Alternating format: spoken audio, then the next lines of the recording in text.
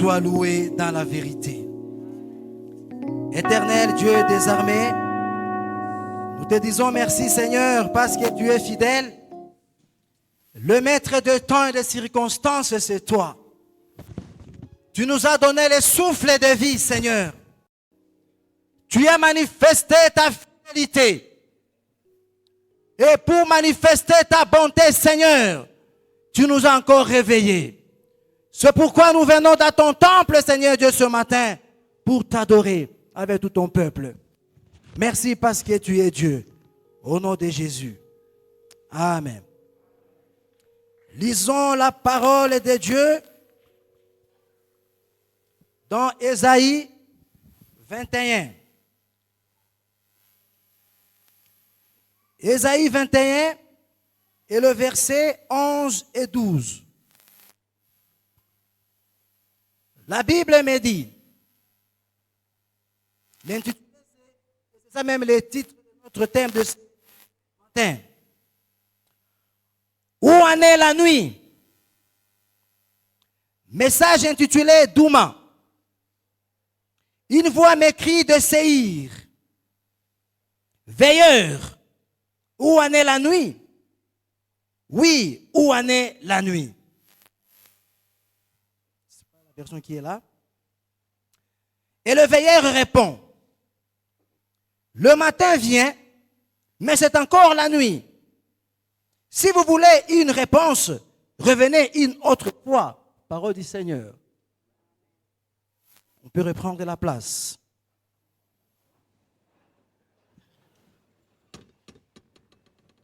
Le mercredi, nous étions ici pour les enseignements. Et avant de continuer, j'aimerais d'abord remercier Dieu pour cette circonstance qu'il nous a offerte d'être devant vous. Aussi, je vais remercier le pasteur Pierrot avec tout son comité dirigeant de la confiance qu'ils ont placée en moi pour que je puisse vous parler de la part du Seigneur. Pour ça, je dis merci à Dieu. Le mercredi, ici, nous étions en train de parler de notre thème de l'année. Notre thème de l'année intitulé « La bonne parole ». La bonne parole où le peuple va chanter Hosanna. Et quand nous lisons la Bible dans Ésaïe 52, versets 1er et 2, c'est ce que nous avons exploité le mercredi passé, nous avons trouvé que le Seigneur dit à Jérusalem de secouer la poussière qui était sur lui. Parce que le Seigneur a déjà fait. Il dit, Jérusalem, secoue maintenant la poussière qui te couvrait. Lorsque quelqu'un te dit de secouer la poussière, ça signifie que la guerre est finie. Dieu nous dit que cette année, c'est une année de bonnes paroles. Il faut y croire. C'est une année où vous allez chanter Hosanna. Il faut y croire. Parce que notre Dieu est vivant. Nous avons dit que ce passage d'Ésaïe 52, c'est un passage, c'était une prophétie que Dieu a donnée à Ésaïe. Mais avant cela, Dieu avait déjà révélé ça à Moïse. Lorsque Moïse est monté sur la montagne de Sinaï, Dieu lui a donné la loi sur les jubilés. Je ne veux pas revenir sur tout ça. Il a dit que vous allez travailler pendant 49 ans. Et la 50e année, le 10e jour du 7e mois de la 50e année, ça sera l'année des jubilés. L'année de l'Éternel, le grand jour du pardon, où Dieu proclame le pardon à tout le peuple, que toutes les familles soient libérées. Nous avons montré que le 50e jour-là correspondait seulement au Pentecôte. Et ce jour-là que Moïse a publié comme loi, le jubilé, que Ésaïe a proclamé, personne n'avait déjà exécuté ça. Ce n'était que la loi, ce n'était que la prophétie. Et tous les sacrificateurs, les pharisiens, lorsqu'ils étaient dans le temple, lorsqu'il fallait lire Ésaïe 61, ils déroulaient seulement les rouleaux, ils lisaient et puis ils remettaient les rouleaux et c'était fini. Et toutes les années comme ça. Mais un jour, un homme est apparu. Jésus-Christ de Nazareth, il a lu ces chapitres-là d'Ésaïe 61, chapitre 1er à 2. Il a dit que l'Esprit du Seigneur est sur moi.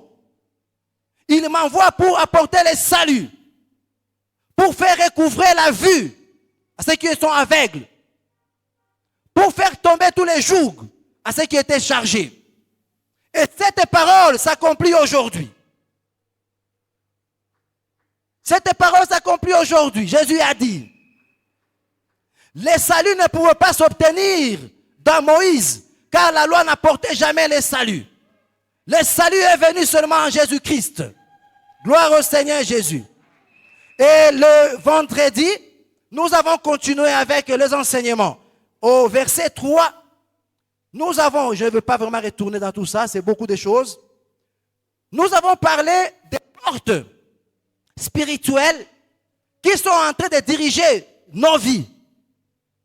Et nous avons dit que ces portes là-bas sont de 3 dimensions. Il y a les portes qui viennent du diable et qui s'ouvrent dans nos vies. Et comme Jésus lui-même l'avait déclaré, c'était en Matthieu 16, verset 18. Il a dit, Pierre, sur toi Pierre, je bâtirai mon église. Même les portes du séjour des morts ne prévaudront jamais contre mon église. Ça signifie que dans le monde spirituel, du côté du diable, il y a les portes spirituelles qui dirigent nos vies dans une mauvaise influence. Et ces portes-là, ce sont les portes du séjour des morts. Vous en connaissez beaucoup lorsque vous lisez Job 1er. Comment le diable s'est déployé sur la vie de Job. Et ces portes-là, elles ne sont pas une, il y en a plusieurs qui peuvent s'ouvrir dans la vie d'une personne de différentes manières. Et nous avons parlé des portes qui viennent de Dieu. Et là, nous avons lu dans 2 Chroniques, chapitre 7, versets 12 à 13, où, après avoir construit le temple, Salomon a adressé une prière à Dieu. C'était d'abord au chapitre 6, où Salomon a demandé à Dieu que c'est vrai que tu ne peux pas habiter dans le temple habité par les humains. Mais acceptez seulement d'écouter nos prières chaque fois que nous nous adressons dans le temple. Au 7e chapitre, Dieu est apparu à Salomon. Il lui a dit, Salomon, j'accepte. Je vais exaucer toute prière qui sera faite dans ce temple. Mais Salomon, supposons que moi je fermais toutes les portes, je fermais les cieux, que la pluie ne tombait plus, que j'envoyais les sauterelles pour ravager les champs de mon peuple, que je faisais apparaître la peste sur les corps de mes enfants. Et si ces peuples ne s'humilient pas, moi Dieu je le ferai. Et s'ils s'humilient, je vais pardonner leurs péchés. C'est pour nous dire que Dieu peut fermer ses portes sur nos vies lorsque nous sommes rebelles. Lorsque nous ne sommes pas en bon terme avec lui, il peut fermer ses portes. C'était pour dire que lorsque la parole de l'année, la bonne parole vient et que tu ne vois rien, consulte-toi. Pourquoi je ne vois rien? Il y a aussi la 3e porte, c'est la porte de l'homme. Si vous lisez Psaume 24, versets 7 à 8 et tout Psaume 24, vous allez voir comment Dieu a demandé à l'homme, lève tes portes pour que le Seigneur de gloire puisse y entrer dans toi. Lorsque tu es en bon terme avec Dieu, tu lèves ta porte devant Dieu, Dieu va entrer. Et si tu baisses ta porte dans les séjours des morts, Dieu n'entrera pas. Tu vas vivre les décatombes dans ta vie. Nous avons dit que l'homme peut ouvrir la porte dans sa vie de de plusieurs manières. Nous avons cité seulement deux, pour deux temps. Lorsque on est désobéissant à Dieu, en faisant l'adultère, en faisant l'impudicité, nous avons dit que nous sommes les enfants d'Abraham. Nous avons montré que Lévi, qui est né plusieurs siècles après Abraham, a bénéficié de la dîme qu'Abraham avait donnée à Melchisédek. Les bénédictions d'Abraham se sont répercutées sur Lévi et sur toi aujourd'hui. C'est pour dire aussi que tes enfants à toi se trouvent dans tes reins. Tout ce que tu fais comme adultère, impudicité, que sais-je encore, consultation des divinités, tout ce que tu fais se répercute sur toi et sur ta progéniture. Et c'est pour dire ceci, que dans le spirituel, dans ton spirituel, il y a des choses que toi-même tu es responsable et des choses que les autres, tes parents ont mis dedans et qui te font souffrir et qui sont à la base de tous les blocages. Nous avons aussi montré une autre voie que l'homme peut ouvrir au diable, c'est la langue. Lorsque tu es en train de prononcer des mauvaises paroles contre tes enfants, et ces paroles peuvent les atteindre. Et comme nous avons dit que la parole ne périt jamais. La parole, lorsque vous la prononcez, elle reste en train de circuler jusqu'à ce qu'elle va trouver un bon moment. Elle va entrer, elle va se manifester dans la vie de ton enfant. Peut-être que toi, tu ne seras plus là, mais cette parole que tu avais prononcée sur lui va s'exécuter. Que Dieu nous pardonne. C'est dans ce sens-là que nous avons évolué toute la semaine. Et aujourd'hui, Dieu nous a fait grâce de parler d'un autre point. Sentinelle, que dis-tu de la nuit? Dans d'autres versions, on parle de guetteurs. Dans une autre version, on parle de veilleurs. Dans la version que j'ai consultée, on parle de sentinelle. Sentinelle, que dis-tu de la nuit?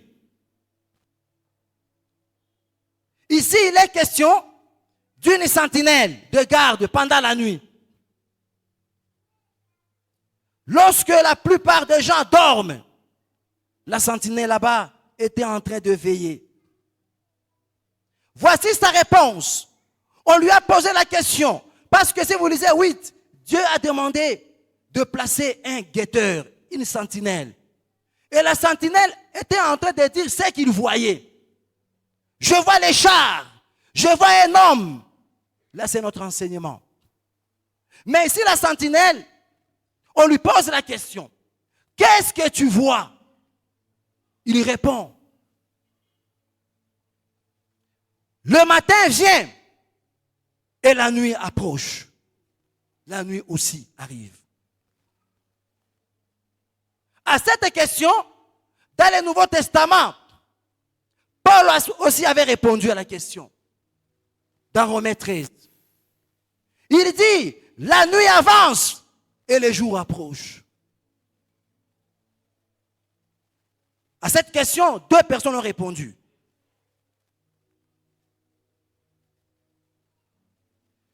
Nous ne pouvons pas atteindre uniquement la lumière, attendre uniquement la lumière. Dans la vie, il y a la lumière, il y a aussi les jours. Nous ne pouvons pas attendre seulement la lumière, il y a aussi la nuit. Les deux choses sont liées. Ils sont liés. La Bible dit, en Genèse 1er, lorsque Dieu avait créé, il y avait d'abord les ténèbres sur la surface de la terre. Dieu a jugé bon de séparer les ténèbres du jour. Il a séparé les deux. Il a dit que les jours étaient bons. Lorsque le diable était précipité sur la terre, il est venu. Il a pris la partie de la nuit, du ténèbre. Il est allé se cacher là-bas. Parce qu'ils ne pouvaient pas supporter la lumière du jour. C'est pourquoi nous disons les œuvres de ténèbres. La Bible dit, les œuvres de ténèbres. Tout ce que nous faisons qui n'est pas en conformité avec la volonté de Dieu, nous les faisons dans les ténèbres. Que personne ne te voit. Dans ta conscience, tu fais des choses que personne ne te voit. L'esprit qui est en toi, c'est que personne ne te voit. C'est ça le ténèbre même. Le ténèbre qui habite dans l'esprit de l'homme. C'est là que le diable est allé se cacher, dans le ténèbre. Et tous ceux qui aiment le diable font les œuvres de ténèbres.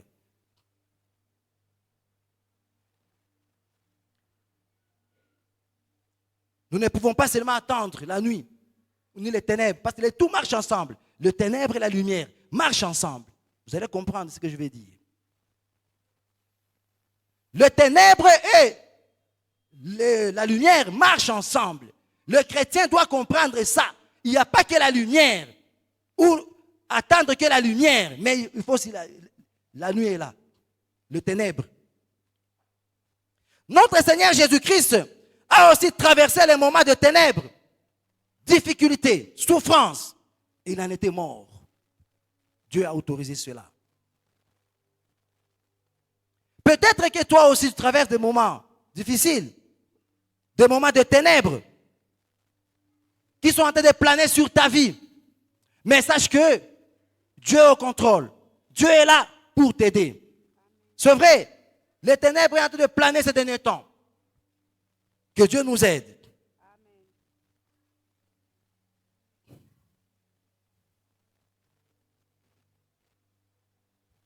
Dans Ésaïe 60, on nous parle de Sion. On peut nous projeter ça, Ésaïe 60, verset 1er à 2. Ici, Dieu s'adresse, pour tous les chapitres, il adresse ça à Sion, qui est sa maison. La ville de l'Éternel. Sion est le terme biblique qui comprend tout le peuple ici de l'alliance de Dieu. Israël et Église. Tous les chrétiens se trouvent sous l'appellation de Sion parce qu'ils sont dans l'alliance avec Dieu. Ésaïe 60.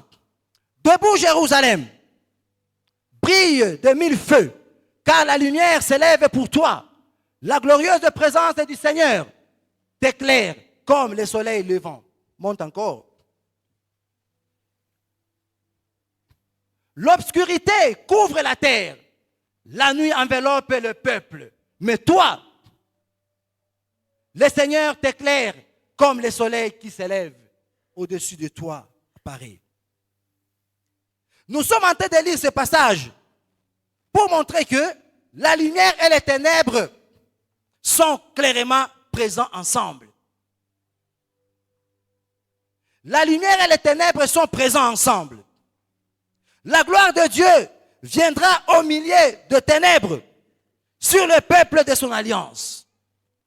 Les ténèbres couvrent la terre, mais sur la terre, il y a les enfants de l'alliance, que tu es, que moi je suis. Quoique la terre est couverte de ténèbres, mais il y a toi qui es là, qui est l'enfant de l'alliance. Tu as fait l'alliance avec Dieu, tu es là. Quoique les ténèbres marchent ensemble avec la lumière, mais toi tu es là.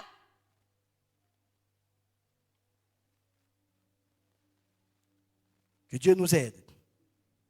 La gloire de Dieu viendra au milieu des ténèbres sur le peuple de l'alliance. Nos vies en tant qu'Église doivent éclairer le monde pour qu'ils connaissent la vérité. Comme la terre entière est couverte de ténèbres, mais toi, tu es l'enfant de l'alliance. La lumière de Dieu a lui sur toi. Et toi, tu dois éclairer le monde pour que le monde puisse connaître la vérité. Gloire au Seigneur Jésus. Partout où nous sommes, au travail, partout où nous sommes, en famille, à l'église, partout, nous devons montrer la lumière. Et ne pas vivre dans les hypocrisies. Nous vivons avec le païen. Nous devons montrer à ce païen que nous sommes les enfants de la lumière. Il ne faut pas avoir peur de montrer que tu es enfant de la lumière. Moi, je me rappelle un jour, j'étais quelque part ici en face de la station, ici, il y avait un ganda là-bas. J'étais avec un collègue de service, on faisait un travail là-bas. On s'asseyait, je prenais mon coca et lui prenait la bouteille de meeting. Moi, j'ai donné le dos à la porte d'entrée et lui donnait la face à la porte d'entrée. Brusquement, je le vois prendre ma bouteille de coca, il lui met devant lui, il prend sa bouteille de meeting, il met devant moi. Mais je dis, mais c'est quoi? Il me dit, pasteur. Pasteur. Je regarde derrière, bon, je vois un homme entrer. Il entre. Mais curieusement, l'homme qui est entré, lui aussi a dit à la serveuse là, Tafti meeting. Il est allé là-bas. Il a commencé à boire sa bouteille de meeting. Cela m'a donné une leçon. Les enfants de lumière, nous devons faire attention. Dieu nous voit. Tout ce que nous faisons. Dieu nous voit. Dieu nous voit. Et Dieu nous pardonne. Dieu va visiter son église par sa gloire, par sa puissance, de sorte que des nations entières se tourneront vers lui. Le moment que nous traversons aujourd'hui ne continueront pas toujours. Pour les uns, oui, et pour les autres, non. Il y a toujours un moment qu'on appellera le moment, la pluie de l'arrière-saison, qui va venir. La léthargie que vous constatez, vous remarquez dans l'église ici, elle va rester. Quand je parle de l'église, je ne vois pas l'édifice ou les systèmes SCC, non. Parce que le réveil n'entrera pas dans les SCC. Le réveil n'entrera pas dans, c'est pas quoi là. Le réveil, c'est toi, église, et moi. Et la pluie de l'arrière-saison, comme Joël et 2 le dit, va toucher les enfants de Dieu, ceux qui ont l'alliance avec Dieu. Sentinelle, que dis-tu de la nuit? La terre est couverte de ténèbres. L'église de Dieu doit éclairer dans les ténèbres. Pendant que les choses deviennent difficiles, l'économie ne nous permet pas de bien vivre. Tous les jours, nous vivons dans le stress. Makala Elisha, Bunga Elisha. C'est cela, c'est cela. Et tout ça, ça ne permet pas aux chrétiens de bien prier, de bien se concentrer. Et tout ça, c'est l'œuvre du diable pour que nous ne soyons pas toujours en communion avec Dieu. Parce que l'économie aussi nous aide à bien adorer Dieu.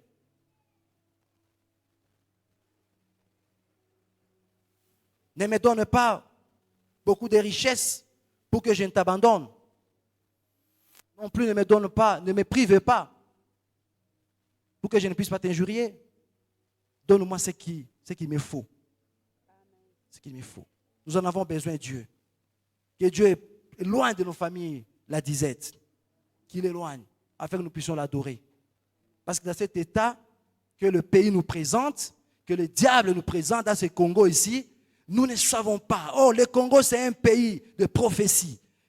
Dans la pluie de l'arrière-saison, Dieu aussi est en train de voir le Congo qui va amener l'évangile partout dans le monde. Le diable est en train de nous imposer une situation pour nous empêcher de faire la volonté de Dieu. Mais Dieu qui a dit cela, il le fera. Gloire à Dieu. Vous savez, les jours sont très mauvais. Très, très mauvais. Aujourd'hui, nous sommes en train d'assister à ce qu'on appelle l'intelligence artificielle. Nous parlons de la sentinelle. Qu'est-ce que tu vois? Que dis-tu de la nuit? Il dit, la nuit est là. Le jour est là, mais la nuit aussi est là. On parle de l'intelligence artificielle. L'objectif de cette intelligence artificielle, c'est pour résoudre les problèmes insolubles depuis que le monde a commencé. C'est ça l'objectif, il n'y en a pas deux.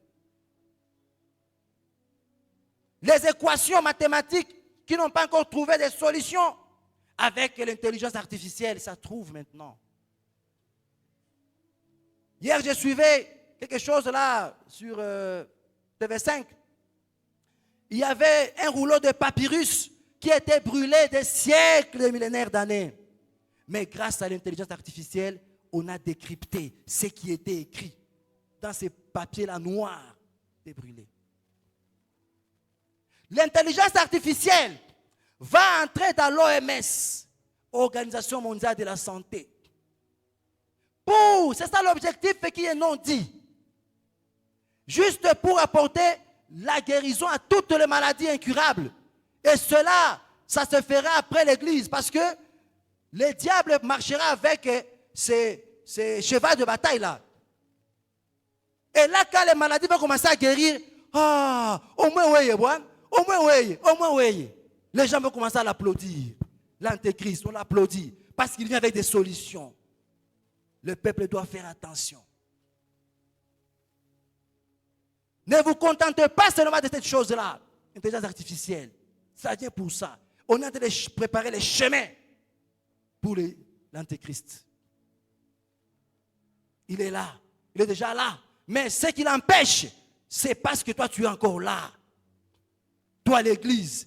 Mais tout est déjà en marche. Il n'y a aucun signe qui n'est pas encore manifeste avant le retour de Jésus-Christ. Un seul signe n'est pas encore réalisé, c'est l'évangile.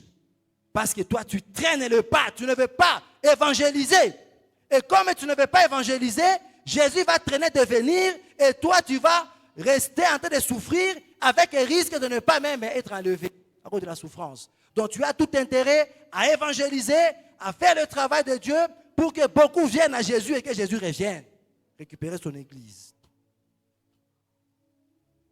Mais dans tout ça, peu importe ce que Satan peut faire, Dieu a toujours ses restes.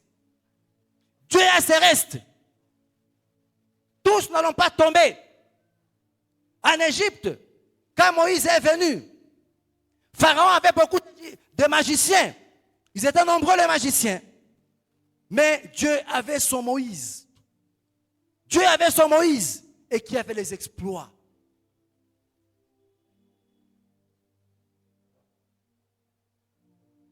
Baal avait ses prophètes, mais Dieu aussi avait son Élysée. Donc ne perds pas confiance. Accroche-toi à Dieu. Éclaire. Et Dieu marchera avec toi. Dans Genèse 15, verset 5, la Bible nous dit, Abraham était en difficulté de stérilité. Il a demandé à Dieu de lui donner les enfants. La promesse est tardée. Un jour, Abraham a dit à Dieu, bon, je vois que je ne veux pas trop te déranger. Mon âge est avancé. Bon, on va trouver une solution palliative. Eliezer, mon serviteur, sera l'héritier de tous mes biens. Comme ça, j'ai la paix avec toi.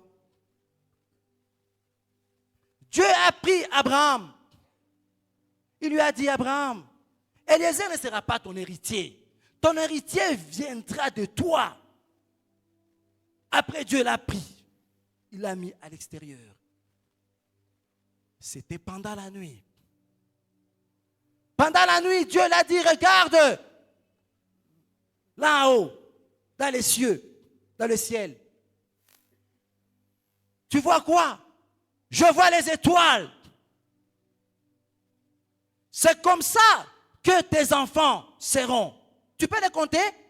Il a compté, il n'a pas pu. Bon, et c'est comme ça que tes enfants seront. Pourquoi nous disons cela?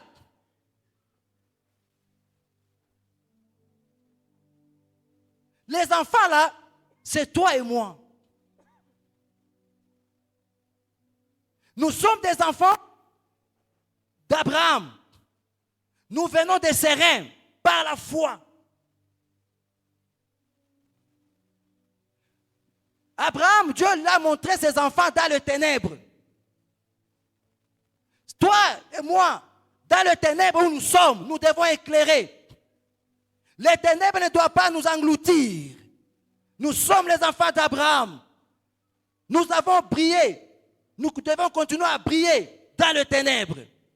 Sont là les enfants d'Abraham.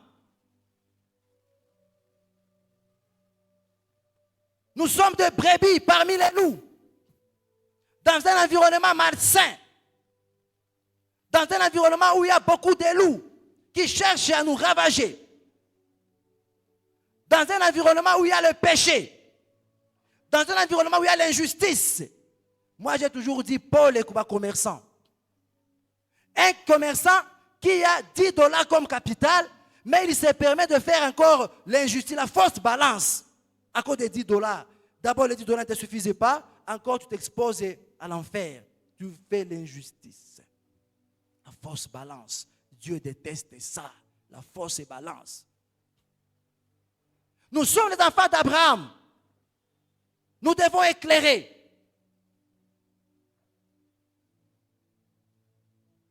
C'est dans le désert.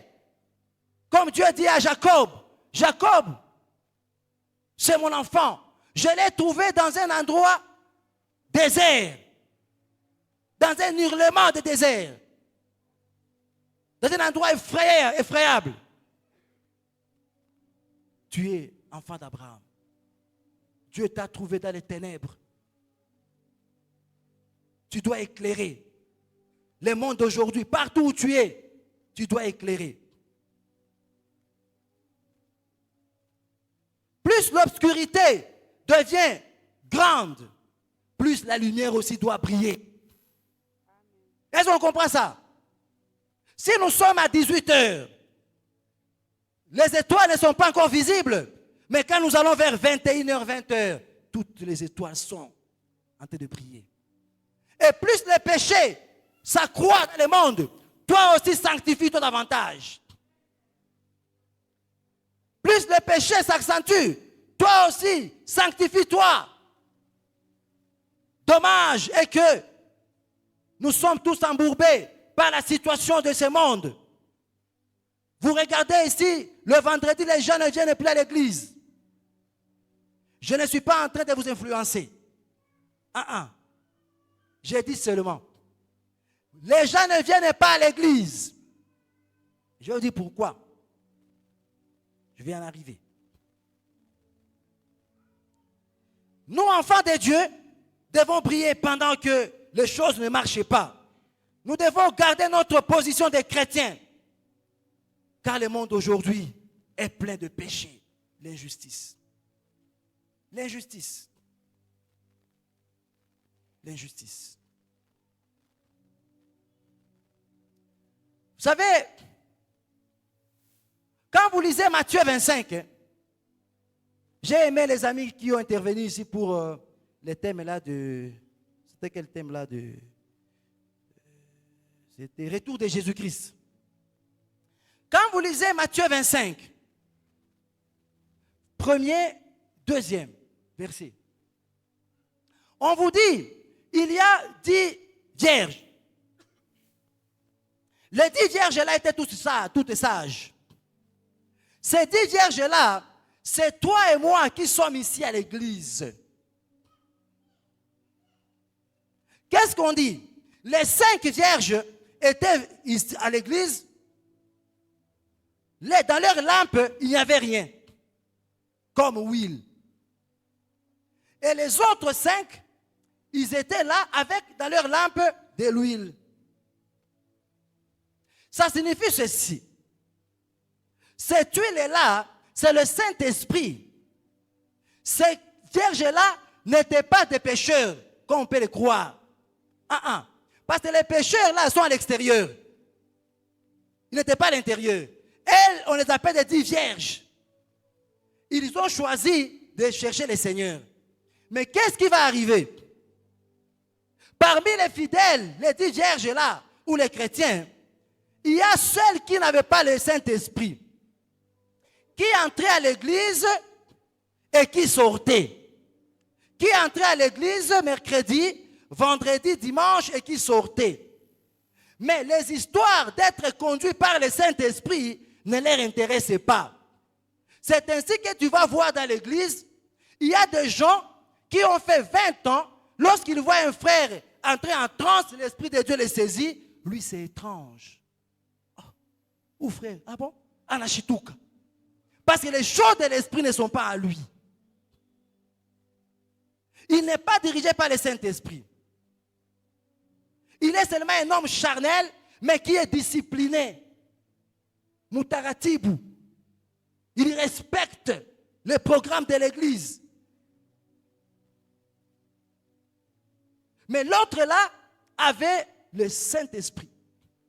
Il avait l'oreille spirituelle pour comprendre les moments. Tous sont sommeillés lorsqu'il y a eu des cris. Des cris. Ces cris-là, c'est quoi? Ces cris-là, c'est comme dans Nombre 20, Nombre 10. Dieu a dit à Moïse, bâtis-moi 2 catégories de trompettes. D'argent abattu. Une trompette va sonner pour faire le rassemblement de peuple. Lorsque vous allez sonner cette trompette ici, le peuple de toutes les tribus va s'assembler. Et cette trompette là-bas, à notre époque, c'est nous qui sommes en train de sonner ça comme je l'ai dit maintenant.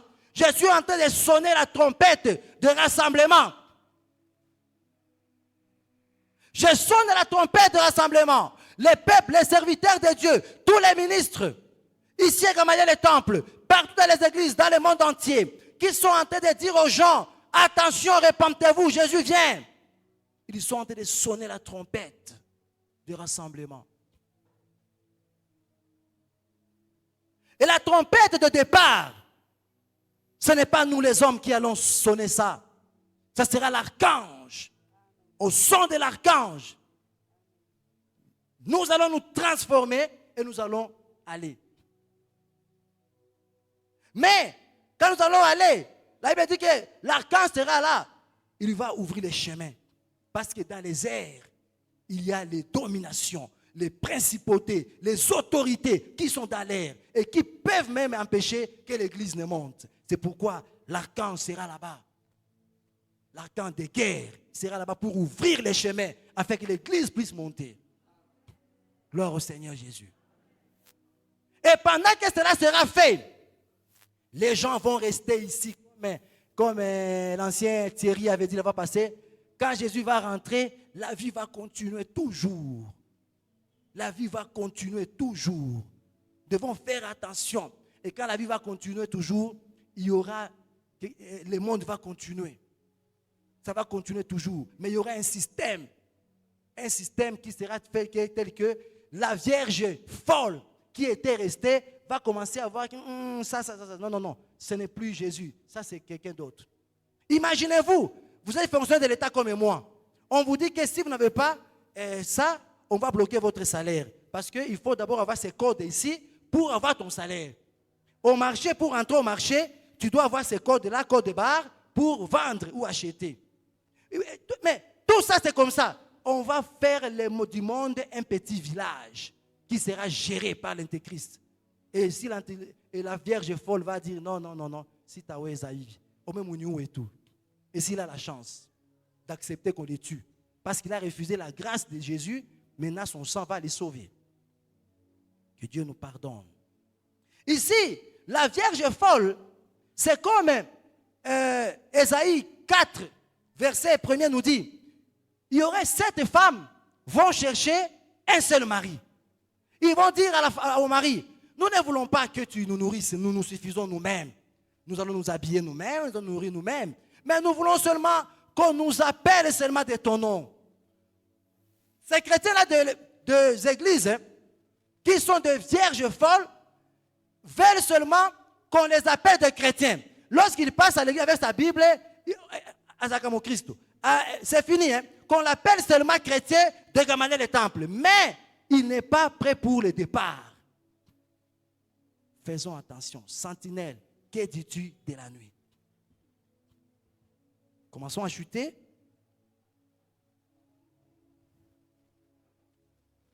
Ouf. Dans Matthieu 13, on nous parle du parabole de l'ivraie et du bon grain. Il semblerait que, comme la Bible dit, ce sont les serviteurs qui se sont endormis pour que le malin vienne planter l'ivraie. Lorsque le propriétaire du champ est venu, il a planté le blé. Mais le lendemain, les serviteurs sont allés. Oh, mais Seigneur, nous n'avons pas trouvé seulement le blé, on a trouvé aussi l'ivraie. Le Seigneur a dit, c'est le méchant qui est venu la nuit, pendant que les serviteurs dormaient. Ah, le malin est entré, il a planté encore l'ivraie. L'ivraie, c'est une sorte d'épi aussi, qui ressemble aussi au blé. L'ivraie et le blé grandissent dans les mêmes conditions climatiques. C'est pourquoi les chrétiens, comme nous sommes ici, il y a de blé et de l'ivraie aussi. Tous, nous ne nous connaissons pas. Aujourd'hui, nous pouvons dire que non, les ministres doivent faire attention pour que l'ivraie ne puisse pas entrer à l'église. Non, les ministres sont incapables de faire ça. C'est un problème qui ne dépend pas des ministres. Les ministres sont incapables de distinguer le blé de l'ivraie. C'est un travail si délicat, nous ne pouvons même pas le confier aux hommes de Dieu. Il faut seulement être sentinelle. Soyez seulement sentinelle pour vous et pour votre famille. Je me rappelle un jour, quand on venait de Lubumbashi, on avait une sentinelle à la maison. Ah, un jour, papa est rentré la nuit. Il vient, il trouve notre sentinelle endormie. Mon papa a pris les souliers. Il a pris la lance et la machette de la sentinelle. Il a mis ça chez nous à la maison. Le matin, les Amoula est venu. Dit, regarde, et on l'a chassé. Pendant que nous dormons, les diables nous volent nos armes. Ils nous volent même l'envie de la prière. Ils nous volent même l'envie de la lecture de la Bible. Ils nous volent tout. Et nous restons seulement des carcasses. Nous venons à l'église et nous rentrons. Nous venons, nous rentrons et nous ne faisons rien. Je voulais seulement te parler de cela pour que tu te réveilles. Tu te réveilles pas pour le profit du pasteur Pierrot, mais pour toi. Les jours sont mauvais. Imaginez-vous le temps que nous avons passé comme, oh, que Dieu vous bénisse. Akuna, tout ça. Vraiment, nous venons de très loin. Imaginez que Jésus arrive aujourd'hui, que tu restes. Après avoir enduré toute cette souffrance, que tu restes. Serviteur, fidèle, tout le monde est interpellé. Chacun doit faire attention pour sa vie. Pour sa vie. Que Dieu vous bénisse.